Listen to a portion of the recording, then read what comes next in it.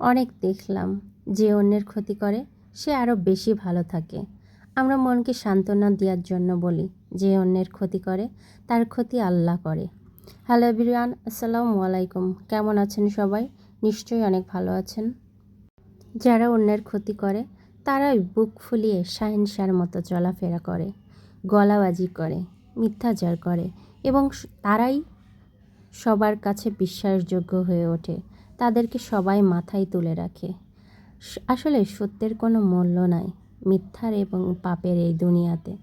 মিথ্যার আর পাপের দুনিয়াতে সত্য বড় অসহায়। অনেক মেয়ে ভাবে স্বামীর মতো আপন কেউ হয় না, এটাই তো স্বাভাবিক, তাই না? কিন্তু আপনি কি জানেন এই যুগে সবচেয়ে স্বার্থপর হচ্ছে নিজের স্বামী।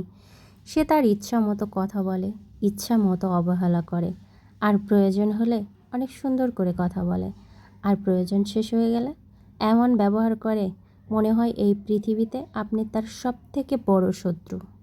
আসলেই তাই, একটা সিগনেচারই পাল্টে দিতে পারে পুরো সম্পর্কটাই। মাঝে মাঝে ভাবি, কিসের স্বামী, কিসের সংসার, কিসের সন্তান? সব কিছু আমার হলেও আমি কারো না।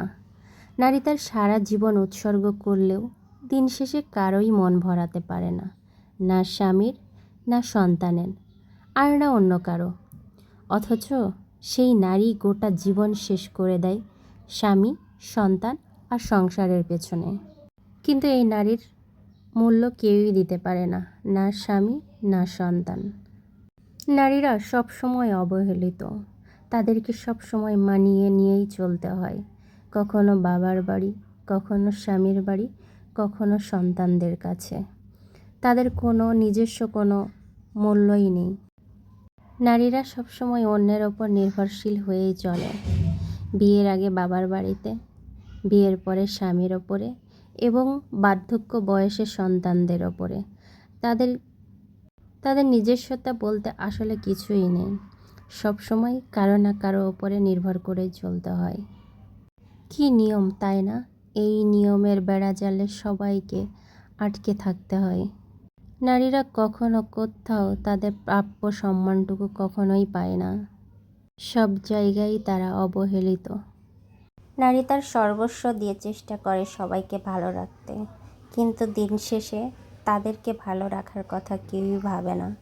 কেউই তাদের কথা কখনো মনে করে না যে তারা কিসে ভালো থাকবে আর কিসে খারাপ থাকবে। কিন্তু একটা নারী পরিবারের সবার কথা ভাবতে গিয়ে নিজেরটাই কখনো ভেবে দেখে না।